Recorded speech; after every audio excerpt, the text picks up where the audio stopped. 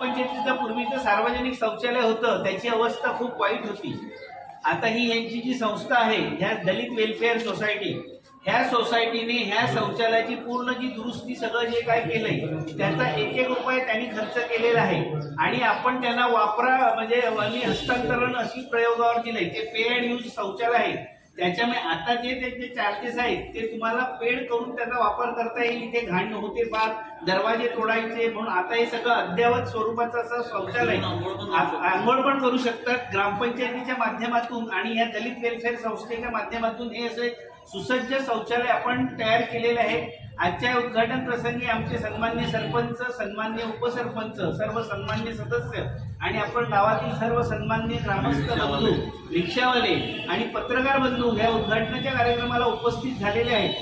मी सगळ्यांचं स्वागत करतोय आणि ही प्रॉपर्टी ग्रामपंचायतीची न संस्थेची आहे असं पेक्षा आमची मनोरवासियांची आहे असं करून तुम्ही काय करतात लोक म्हणजे स्पष्ट बोलायला पाहिजे। पूर्वी त्या दारूच्या वाटल्या बिट्ट्या इकडे असायच्या, आज दरवाजा बसवला का उद्या लाथ मारून तोडायचे, असे प्रकार होणार नाही।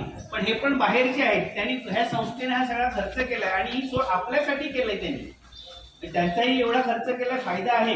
म्हणजे पण आता लोकांनी पैसे देऊन ते वापरायचे तर कोण असा तुम्ही पण सगळे रिक्षावाले इथे असतात, एखाद दादागिरी करत असेल, भांडत असेल तर त्याला प्रेमाने समजावावं। आम्ही तर समजावून सांगणारच आहोत।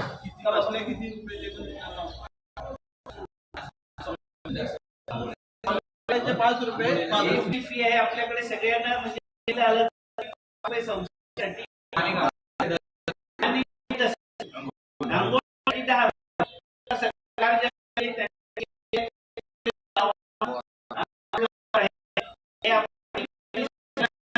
आणि या संस्था लोकांना पण गावकऱ्यांनी सहकार्य करायचं, ते तर सांगितलंय का संस्थेवाल्यांना 1 रुपया मोठी गोष्ट नाही।